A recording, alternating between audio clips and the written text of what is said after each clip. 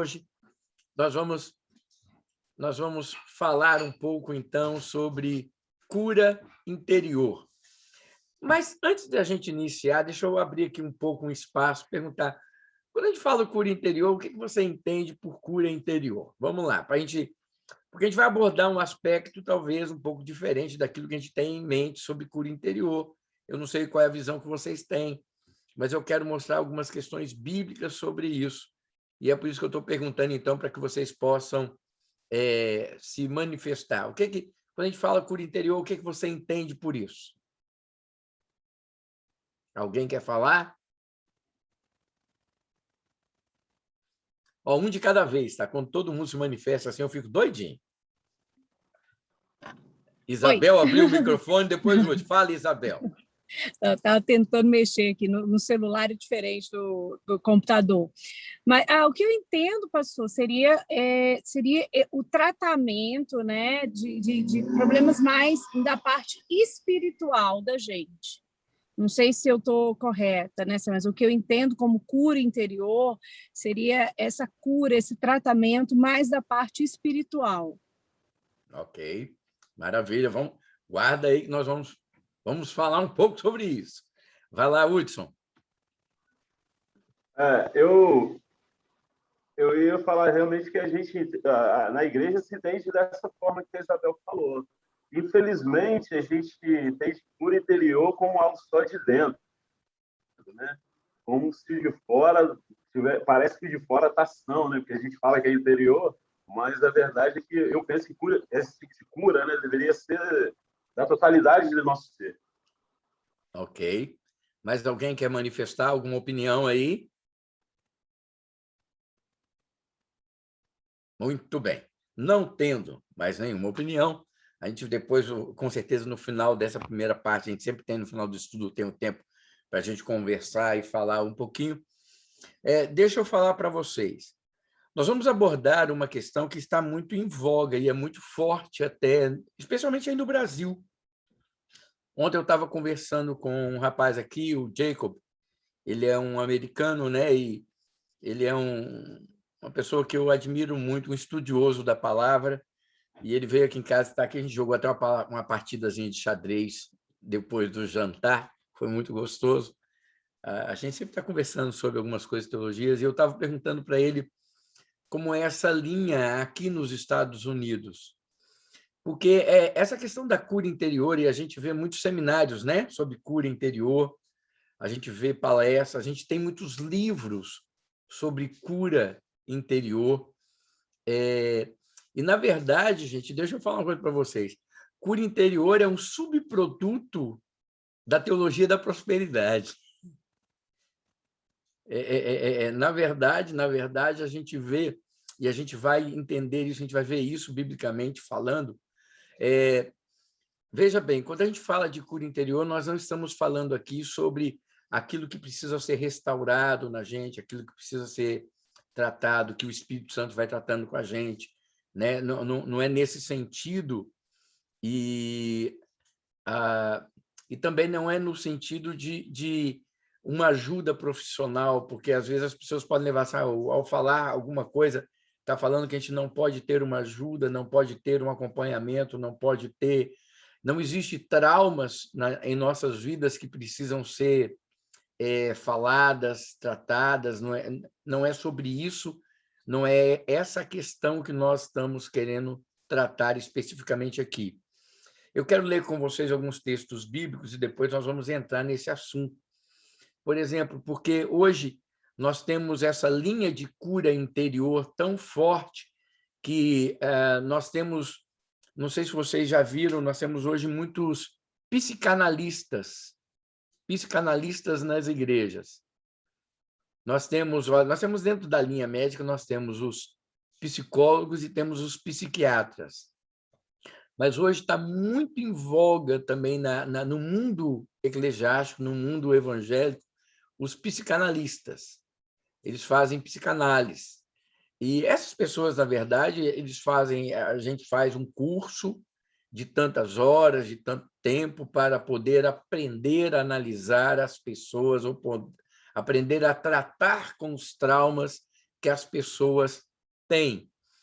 E eu quero desmistificar um pouco essa questão, não é nada contra a questão das pessoas procurarem ajuda, procurarem aconselhamento, procurarem terapia no sentido de conversa, no sentido de serem ajudados. Mas é uma questão muito mais espiritual que eu quero tratar aqui. É uma questão muito mais teológica e bíblica que eu quero tratar aqui. Porque nós estamos criando, com essa questão da cura interior, nós estamos criando uma geração também de crentes doentes, de crentes dependentes, de crentes que acham que sempre precisam e vão estar na dependência e a necessidade de ter muletas para se cuidar, para se tratar. Então, é nesse sentido que nós vamos estar abordando aqui. Eu quero ler com vocês alguns textos bíblicos falando sobre a obra de Cristo e a redenção de Cristo sobre as nossas vidas. 1 Hebreus 9:12 diz assim: não por meio de sangue de bodes e novilhos, mas pelo seu próprio sangue ele entrou no Santo dos Santos, e uma vez por todas, e obteve eterna redenção. Gálatas 3:13 diz: Cristo nos redimiu da maldição da lei quando se tornou maldição em nosso lugar, pois está escrito: maldito todo aquele que for pendurado no madeiro. Gálatas 3:13. Efésios 1:7-8 diz: nele temos a redenção por meio do seu sangue, o perdão dos pecados de acordo com a riqueza da graça de Deus, a qual ele derramou sobre nós com toda a sabedoria e entendimento. Colossenses 1:13-14 diz: pois ele nos resgatou do domínio das trevas e nos transportou para o reino do seu Filho amado, em quem temos a redenção, a saber, o perdão dos pecados. Por que eu li esses textos e todos eles falando sobre redenção? Redenção quer dizer sermos curados, sermos redimidos, sermos tratados, sermos renovados em tudo aquilo que nós somos. E quando Cristo morreu na cruz por nós, nós podemos experimentar e ver isso em todos esses versículos. E se você buscar em um dicionário bíblico a palavra redenção, você vai ver que vai aparecer, olha, uma centena de versículos. Nós podemos ver que Jesus Cristo, ele nos redimiu.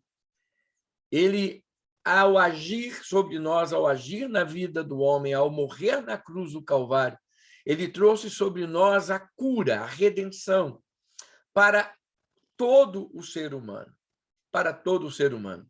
E o interessante é que quando nós começamos a falar sobre cura interior, nós devemos ter cuidado com algumas coisas. Primeiro, no sentido, não sendo um termo bíblico, porque em toda a Bíblia você não vai ouvir ou ver um versículo falando sobre cura interior. Não existe isso na Bíblia. Não existe essa palavra cura interior na Bíblia. Então, não existe uma definição clara daquilo que se entende como cura interior.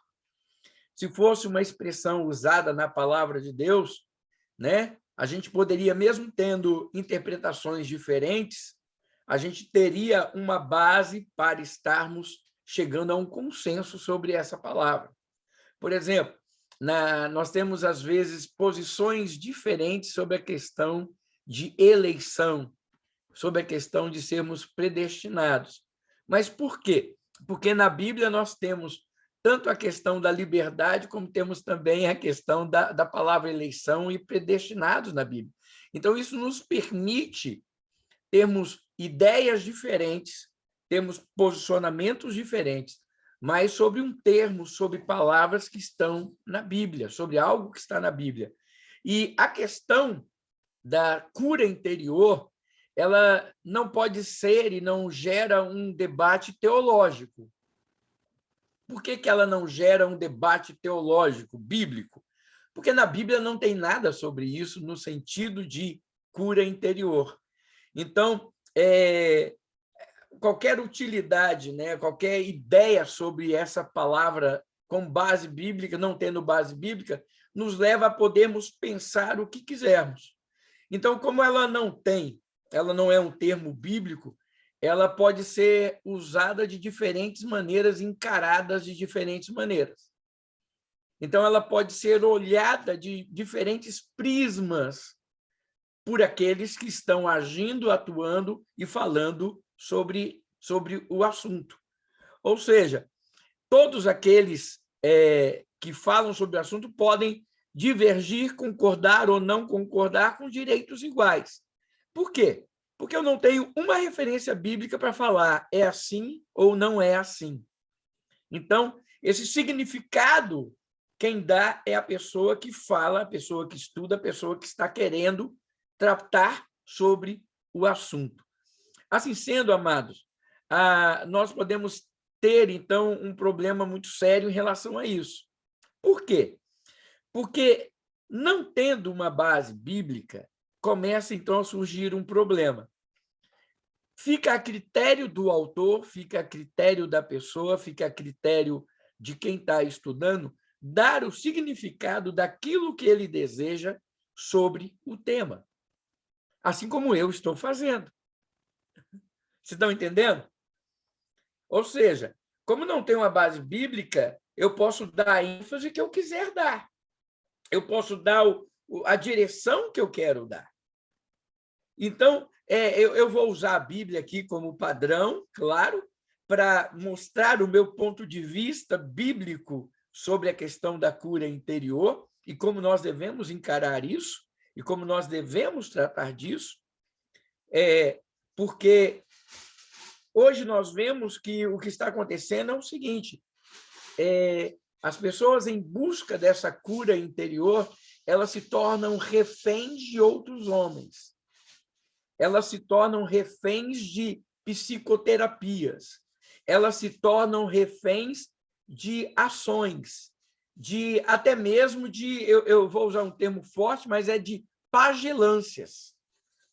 As pessoas elas estão em busca dessa cura interior, sendo fragilizadas na sua vida interior e buscando isso e a solução disso em homens, em entidades, em seminários, em orações, em práticas que, na verdade, biblicamente falando, não podem trazer a cura interior. Então, é sobre isso que nós vamos estar abordando, é sobre isso que nós vamos estar falando aqui. E quando a gente pensa em cura interior, só em termos, pessoas que, por exemplo, você tem livros onde as pessoas escrevem sobre cura interior e falam o que é positivo e o que é negativo na cura interior. Então, só em nós termos essas duas opções já se torna um problema. Você já imaginou, por exemplo, em ler um livro onde a pessoa escreva assim, por que você não deve se converter, por que você não deve se santificar, os pontos negativos de evangelizar, de justificação, de salvação, de perdão. A gente não consegue imaginar ninguém escrevendo um livro ou fazendo uma abordagem sobre essas coisas, né? Ninguém escreveria um livro, eu nunca li, né? Mostrando o não benefício de ser perdoado, o não benefício de se converter, o não benefício de se arrepender, de nascer de novo, de se santificar, de ser cheio do Espírito, ou de amar a Jesus, de perdoar ao seu próximo, de servir ao seu próximo. Então, a gente não acha um livro, a gente não vai achar ninguém em sã consciência, um cristão, escrevendo alguma coisa sobre isso. Mas, dentro do assunto de cura interior, nós vamos ver pessoas divergindo, falando do que é positivo, do que é negativo, do que é bom, do que não é bom. Só nisso dá para a gente ver o seguinte, não dá para a gente ter 100% de certeza, 100% de certeza da credibilidade desse assunto. Da credibilidade desse assunto. E por que eu estou falando tudo isso? Porque é o seguinte, irmãos, porque esse é um dos maiores males que nós temos visto acontecer no meio da igreja hoje. Esse é um dos maiores males que nós temos visto acontecer dentro da igreja, no sentido de que as pessoas estão sendo levadas a viver uma vida débil, a uma vida fraca, uma vida onde é colocada, às vezes, porque, como eu falei, a cura interior é um subproduto da teologia da prosperidade.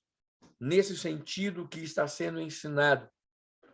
E quando nós falamos isso, as pessoas hoje ensinam que nós não podemos lidar ou termos dores ou termos dificuldades, como se isso fosse um problema para nós.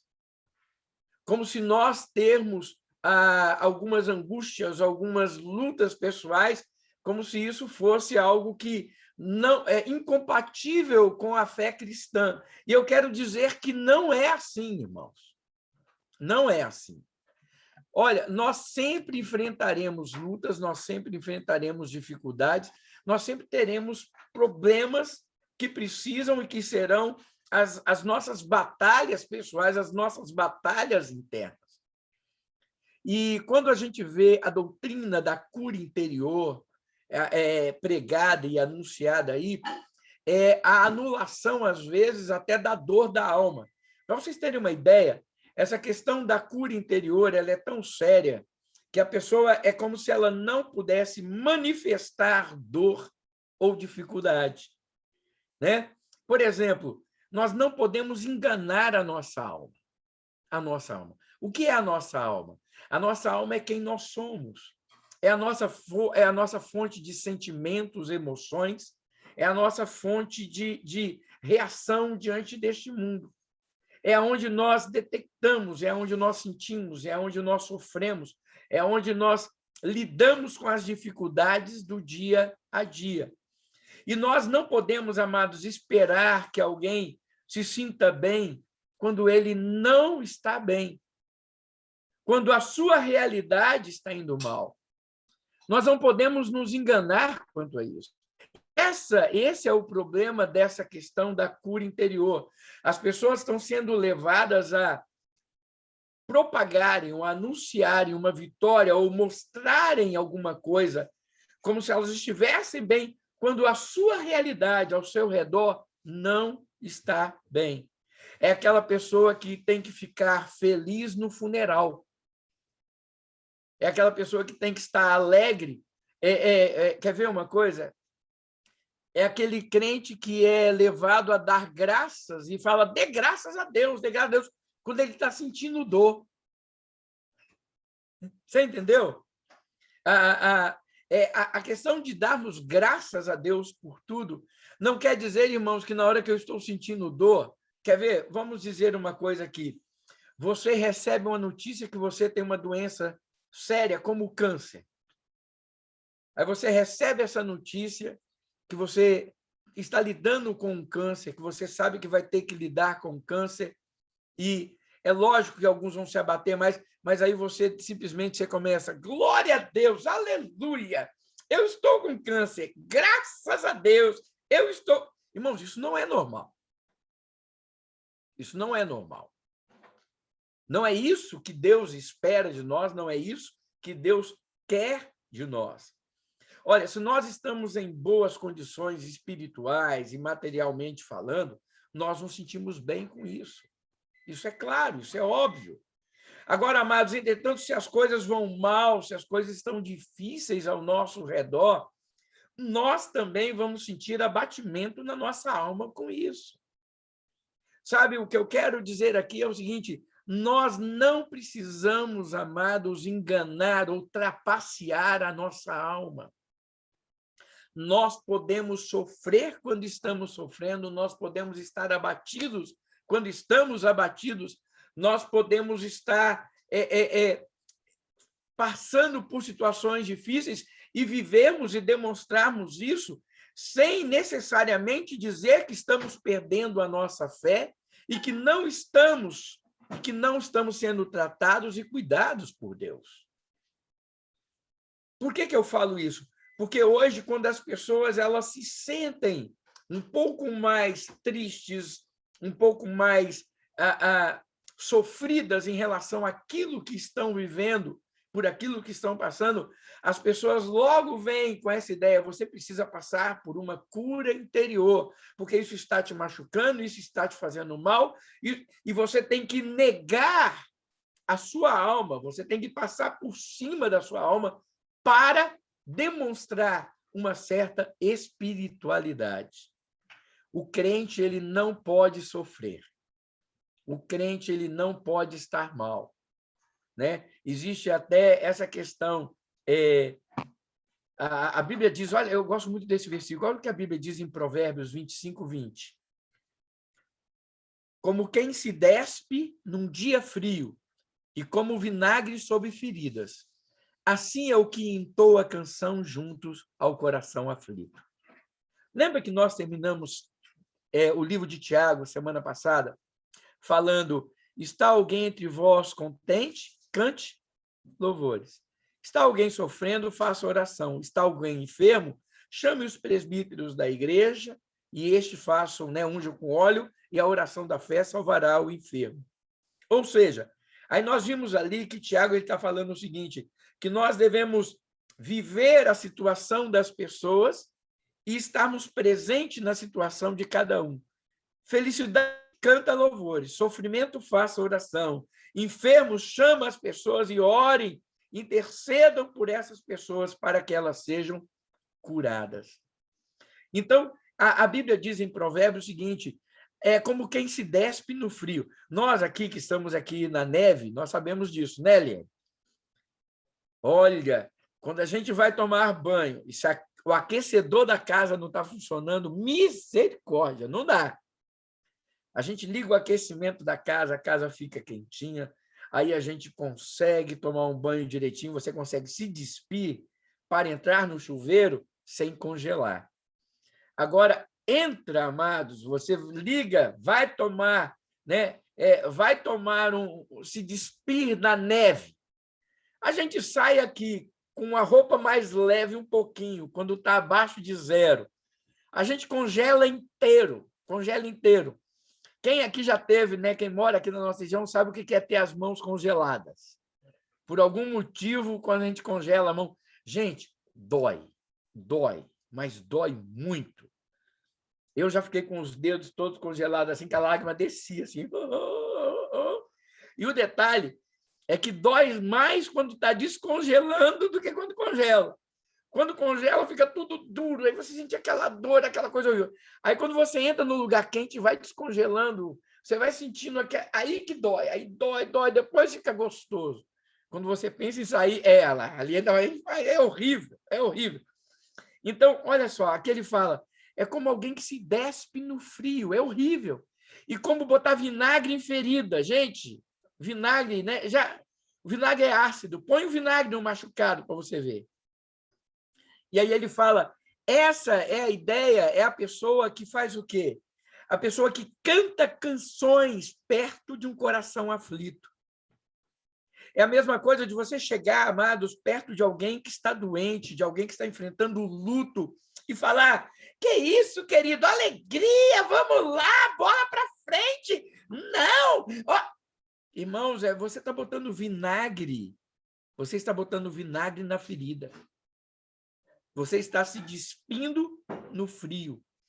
Ou seja, essa alegria que a gente, às vezes, quer apregoar é uma alegria, muitas vezes, ritual. É uma alegria que a gente... É como se a gente não tivesse direito a termos tristezas. É como se nós não tivéssemos direitos a termos sofrimento. É como se nós não tivéssemos direito a estarmos entristecidos, a estarmos machucados com alguma coisa. E isso não é verdade. Isso não é verdade. Essa alegria ritual, ela é resultado, às vezes, de uma cultura religiosa, de uma pressão de uma cultura religiosa. É como se o crente, porque a Bíblia fala que a alegria do Senhor é a nossa força, é como se a gente tivesse que ficar rindo o tempo inteiro. Sabe? É como se a gente tivesse que a alegria, então eu tenho que estar rindo. Eu sou feliz com Jesus, então eu tenho que estar feliz rindo mesmo em meio às dores, em meio às dificuldades. Irmãos, isso não é isso que Deus espera de nós. Sabe, amados, essa ideia de mostrar uma aparência triunfalista. Essa ideia de mostrar que sempre estamos em vitória, que sempre somos vitoriosos. Ô, irmãos, deixa eu te fazer uma pergunta. Empresário crente também não fale, não? Crente também não se endivida? Carro de crente também não quebra.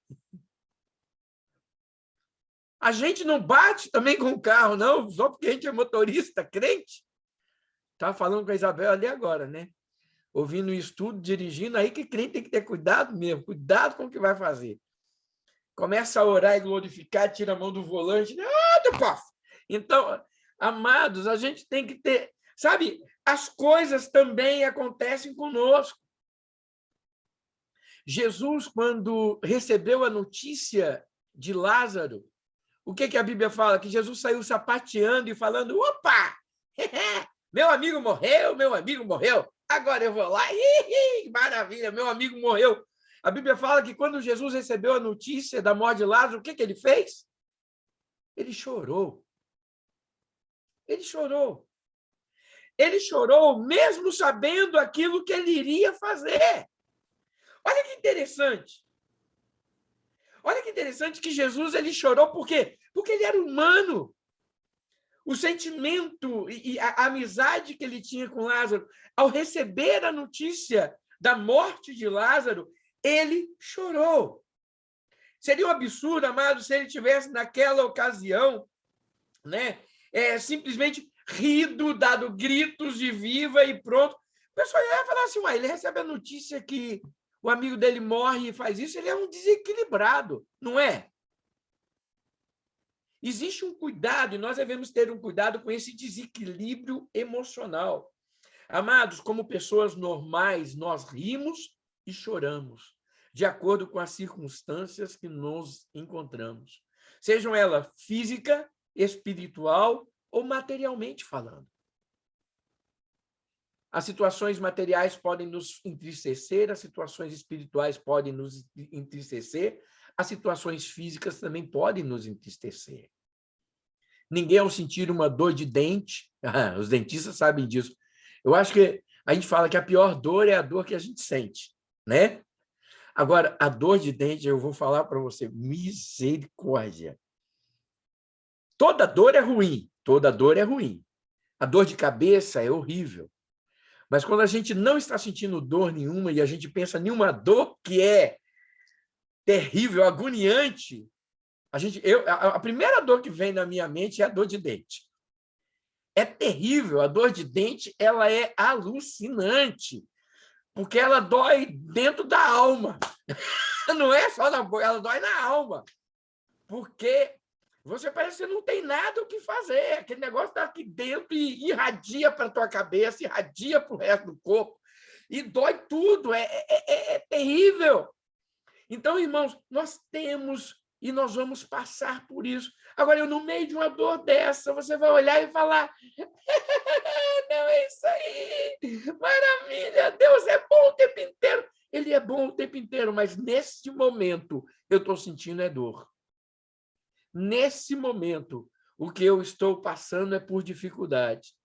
Então, irmãos, nós devemos ter muito cuidado com isso. A nossa alma, irmãos, é aquela que nos torna consciente daquilo que se passa conosco. Porque eu estou dando essa introdução para a gente entrar no assunto de cura interior, para a gente ter uma concepção do que eu quero falar. A nossa alma é o que nos torna consciente daquilo que se passa conosco, seja bem ou mal. Ela vai produzir emoções de acordo com aquilo que nós estamos vivendo. Então, irmãos, é absolutamente normal que sintamos tristeza com as coisas difíceis e alegria com as coisas boas que nos sobrevêm. Irmãos, é claro que Deus não vai exigir de nós que nós sejamos alegres e que nós venhamos a agradecer no meio das dificuldades, porque, irmãos, isso se torna mais um show aparente do que uma realidade. Um show aparente do que a realidade. Como é que você está? Eu estou bem. Eu estou bem aonde? Eu estou bem na minha alma, eu estou bem no meu coração. Mas aqui eu estou sentindo dor. Entendem isso?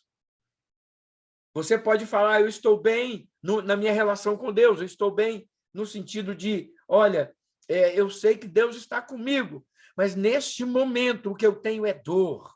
o que eu tenho é agonia, o que eu tenho é angústia, o que eu tenho, às vezes, é desespero. Por quê? Porque a minha alma me torna consciente daquilo que está ao meu redor acontecendo comigo. E sabe, amados, e nós devemos estar atentos a isso. E não somente atentos àquilo que a alma revela para nós, como nós também não devemos e não podemos passar, irmãos, alegremente por cima do sofrimento alheio. Irmãos, eu já vi isso acontecer. Eu já vi isso acontecer. A pessoa falecer, chegar perto do caixão, a viúva está entristecida e pessoas crentes do lado dela dizendo: não, você não pode ficar chorando, não, você tem que se alegrar. Ele era um crente em Jesus. Olha, você tem que confiar no Senhor. Você tem que... Vocês entendem isso? As palavras, ao invés de trazer conforto, ela traz sobre a pessoa um peso como se ela tivesse que agir de uma maneira não natural. O meu pai morrer e eu não poder ficar triste. E as pessoas falam, não, ele era um servo de Deus. Irmãos, ele era um servo de Deus, ele foi para o céu, mas eu estou triste porque ele morreu. Eu estou abatido porque ele morreu. Eu não estou feliz neste momento, no sentido de alegria, porque eu perdi alguém que eu amo. Eu não vou tê-lo mais do meu lado. E a minha alma me torna consciente disso. E eu tenho direito de sofrer com isso. Entendem isso, irmãos? Entendem a ideia de que nós temos direito ao luto, nós temos direito ao sofrimento, nós temos direito a sentir dor, nós temos direito à tristeza, sem que com isso nós deixemos de ser pessoas abençoadas, guardadas e cuidadas pelo Senhor. É muito importante a gente entender isso. E é muito importante que a gente não cobre dos outros atitudes pelas quais elas estão passando. Por exemplo, cada um de nós, irmãos, somos singulares na nossa relação com Deus, no nosso relacionamento e na forma como Deus age conosco. Dentro da minha casa mesmo, isso é muito visível, muito patente. Eu reajo à morte diferente de Elisângela. O luto tem um peso muito maior sobre a vida dela do que sobre a minha. Não é que eu não sinta, não é que eu não fique triste, não é que eu não sofra, mas eu sofro de uma maneira diferente, eu sinto de uma maneira diferente. A minha alma reage de uma maneira diferente do que da minha esposa. Agora, não é porque ela reage diferente, porque a alma dela tem esse tipo de ação e a faz sentir desse jeito, que eu posso chegar, passar por cima disso e ficar exigindo dela uma alegria, um comportamento, uma atitude diferente em relação àquilo que ela está passando. É isso que a Bíblia nos ensina em Romanos 12:15, quando Paulo diz: chorai com os que choram. Chorar com os que choram, irmãos, é muito diferente do que menosprezar o sofrimento que os outros têm como se fossem nada. Nós não podemos julgar o sofrimento, nós não podemos julgar o que as pessoas estão passando baseado naquilo que eu reajo e como eu passo. Então, muito cuidado com aquilo que nós fazemos com a nossa alma e aquilo que nós exigimos que aconteça com a alma dos outros. Por quê? Porque isso machuca, isso magoa, isso nos leva a sermos trapaceiros com a nossa alma. Nós começamos a viver uma vida de trapaça, enganando a nós mesmos, não nos deixando viver e vivenciar tudo aquilo que Deus tem para nós. Lá em Jó, capítulo 16, versículo 2, ele fala que os amigos dele, todos eles eram consoladores molestos. Vós sois consoladores molestos, porque pessoas que nunca passaram por sofrimento são maus consoladores. Vocês sabiam disso? Pessoas que não sofreram, elas não conseguem consolar os outros. pessoas que não vivenciaram seu sofrimento, pessoas que não lidam com a sua própria dor da forma correta, elas não conseguem ajudar outros a lidarem com a sua dor e a consolar outros que estão ao seu redor. Então, irmãos, é mais ou menos sobre este aspecto que nós vamos tratar. É dentro dessa linha que nós vamos estar falando sobre cura interior.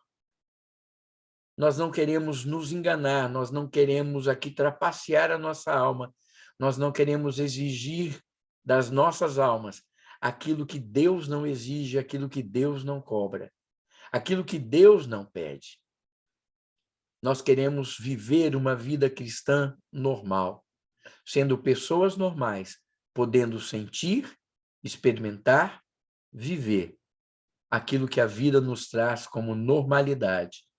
Sem, com isso, perdermos a nossa espiritualidade, a nossa relação com Deus, e sem sermos cobrados e levados a fazermos terapias para nos enganarmos, terapias para nos iludirmos, tratamentos e sessões e seminários para nos libertar de coisas que umas nós devemos ter e outras Cristo já nos libertou.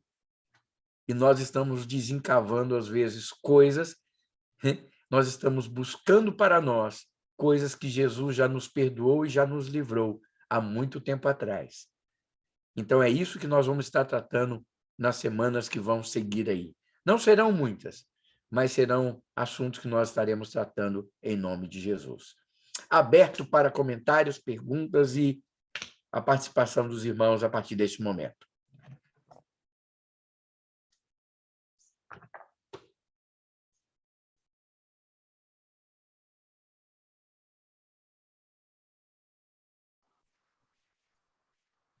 Fala, Hudson.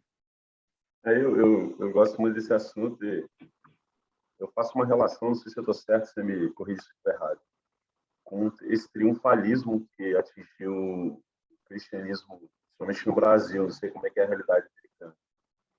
Os irmãos aqui, talvez por causa dessa, eu acredito que seja por função da teologia da prosperidade e da teologia de cura interior, tem um triunfalismo crente em alguém assim super especial. É como se Deus assim dependesse de nós. Se Deus não nos tivesse, Deus estaria numa crise, estaria numa situação de eu precisava fazer a criatura, porque senão alguma coisa de mal aconteceria comigo.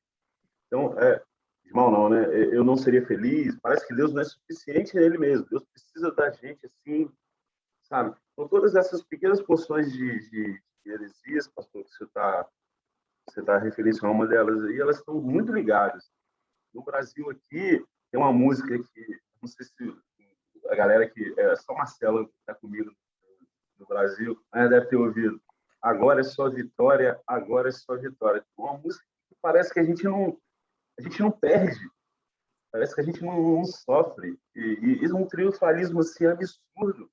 E esse triunfalismo, pastor, irmãos, tem uma outra consequência, que é de o irmão que não pensa que não aceita agora a sua vitória é alguém espiritualmente inferior àquele que acredita nessa linha de raciocínio que você está falando.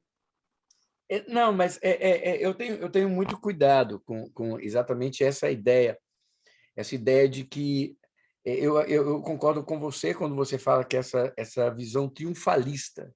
Veja bem, a igreja ela é triunfante, não triunfalista.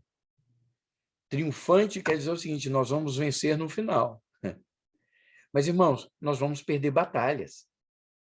Nós vamos perder batalhas. Nós vamos ter guerras que nós vamos perder, irmãos. Ou guerras não, batalhas que nós vamos vencer a guerra, mas nós vamos perder batalhas. Ninguém em sã consciência há de dizer que ele vai vencer todas as suas lutas, tudo aquilo que ele colocar, porque a Bíblia fala que você crendo, Irmãos, nós cremos na vitória do Senhor, mas às vezes aquelas batalhas que nós estamos vencendo não são para nós sermos vitoriosos nela, nós precisamos perder até para aprendermos também.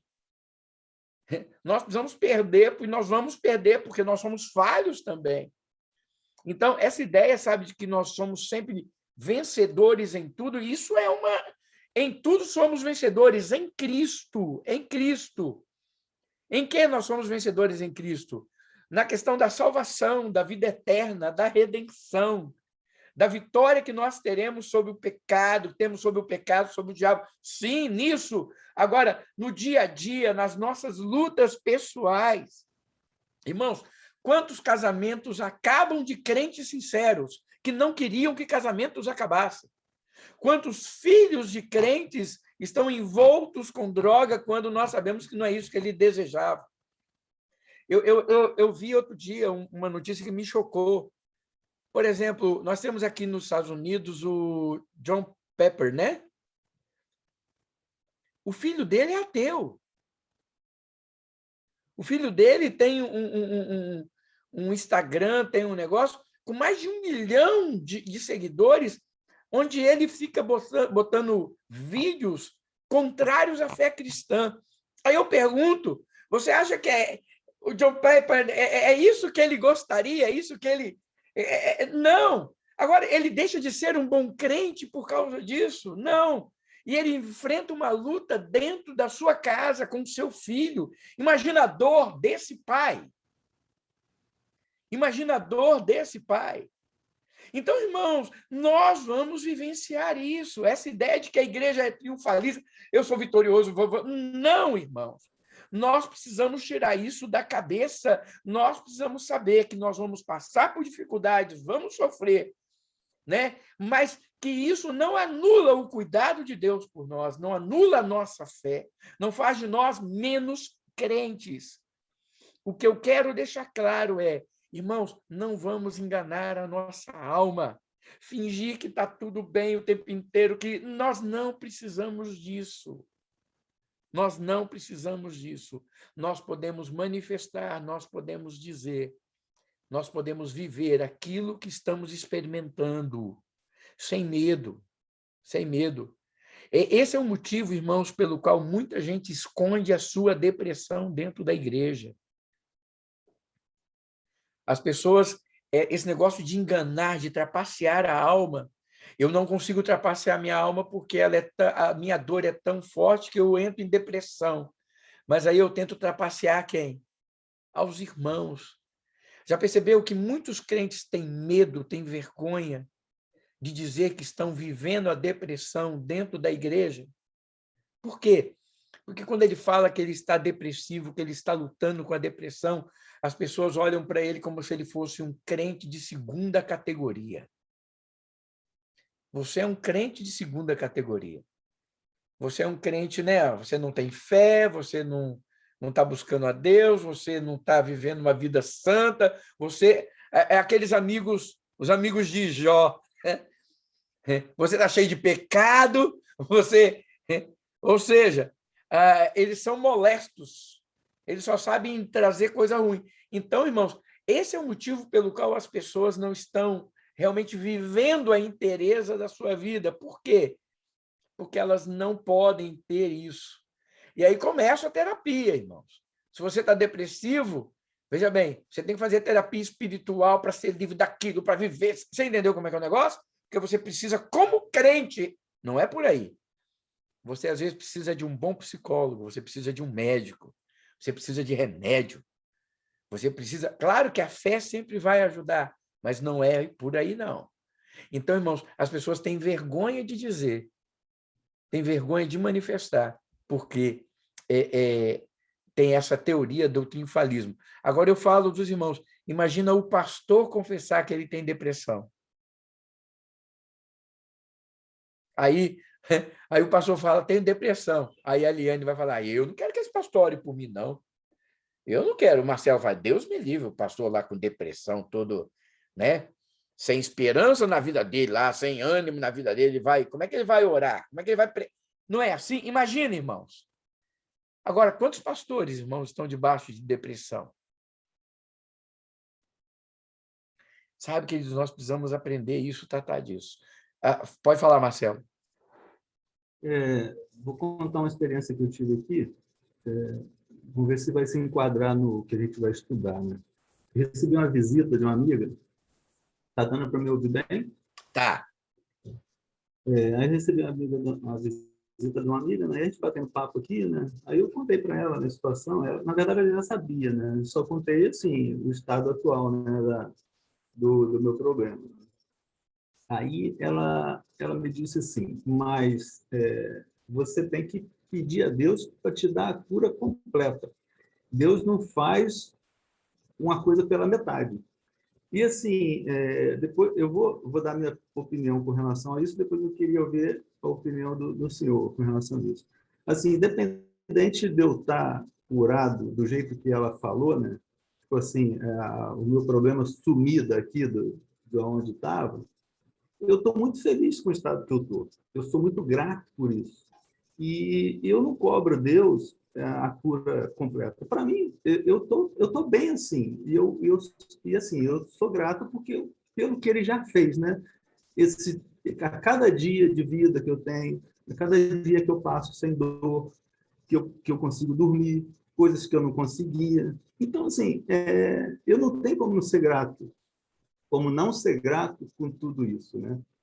Então, pastor, assim, vamos ver, eu queria saber se isso se enquadra no que a gente vai estudar e como que o senhor pensa com essa experiência. Se enquadra, sim. Se enquadra dentro do que a gente vai estudar e eu concordo plenamente com você. Plenamente com você. Por exemplo, eu tomo remédio para pressão alta. Eu tomo remédio para pressão alta. Vou usar, claro, as devidas proporções, mas eu também luto com uma enfermidade. Claro que a sua é muito mais abrangente, essa luta que você tem, as vitórias que você tem. Por exemplo, outro dia, quando você falou assim, pastor, eu estou grato ao Senhor porque eu consegui, encostado na parede, vestir o meu próprio short. Não foi isso que você falou? Você falou que, né, a fisioterapia que você estava fazendo te permitiu, quando você, encostado na parede, você vestir o seu próprio short. Quando você me falou isso, eu vou ser sincero para você, os meus olhos encheram de água na hora. Os meus olhos encheram de água na hora, porque eu falei assim, puxa vida, que luta é essa que o Marcelo tem? Porque eu faço isso com tanta naturalidade e você, resultado de uma fisioterapia para fazer. E aí você ser grato a Deus por isso, que maravilha! É claro que você não está enganando a sua alma e nem tem essa coisa de essa ideia, sabe, Marcelo, de cura completa. O que é cura completa? Crentes também morrem de doenças, irmãos. Quantos crentes nós vimos morrer de Covid? Não é verdade, irmãos? Pastores, amigos, morrem de Covid, morrem de câncer, morre de ataque cardíaco, morre de pressão alta. Nós também morremos de enfermidades que acontecem. Então, essa ideia, sabe, de cura completa, a gente pede a cura do Senhor. E o Senhor vai dar aquilo que Ele quer nos dar. O que eu não posso é ser ingrato com o Senhor em relação ao que Ele está me dando.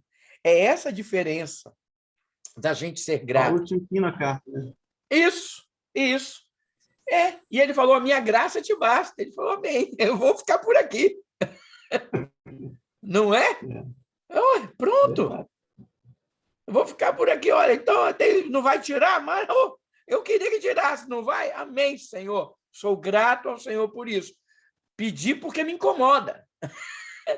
Mas vou ser grato ao Senhor por isso. Agora, vou dizer que Paulo acordava de manhã e obrigado, Senhor, pelo espinho lá. Claro que não. Seria hipocrisia, ele orou para que fosse tirado. Ele fala, Senhor, não é o que eu queria. Vem cá, Jesus não falou e não fez isso? Senhor, se possível, passa de mim este cálice. Ele não queria. Ele não queria. Essa é a realidade. Ele falou, se possível. Agora, não seja feita pela minha vontade, Senhor, eu não ia passar por isso, não. Mas eu vou aceitar a sua vontade.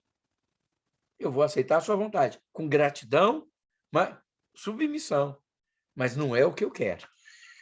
Sabe, é esse tipo de engano que a gente não pode ter, é esse tipo de coisa que a gente não pode viver. Então, é exatamente isso aí, viu, Marcelo? É a gente ser grato pelo que Deus tem dado. Claro que eu tenho certeza que quando você ora, você fala, Senhor, me cura. E é claro que você pensa na cura total da enfermidade. Agora, exigir de Deus a cura, querido, pode o barro, porventura, dizer ao oleiro, faça isso ou faça aquilo? Quem somos nós para dizer ao oleiro? Nós somos o barro, nós somos a obra do oleiro. É ele quem determina o que vai e o que não vai ser conosco. Né? Nós podemos dizer, Senhor, está doendo. Senhor, está difícil para mim. Nós não precisamos enganar nossa alma. Nós não precisamos viver uma vida de aparente triunfalismo. Mesmo em meio à dificuldade, em meio à dor. Não, irmãos. Não. Nós temos direito de ter o nosso semblante também entristecido, nós temos o direito de ter as nossas dores, nós podemos viver isso. E é isso que Deus quer de nós, porque isso é ser normal. Isso é ser normal. Amém? Alguém mais quer falar alguma coisa? Muito bem. Vamos orar, então? Vamos orar. Obrigado. Olha, hoje eu quero tirar uma foto do grupo, tá?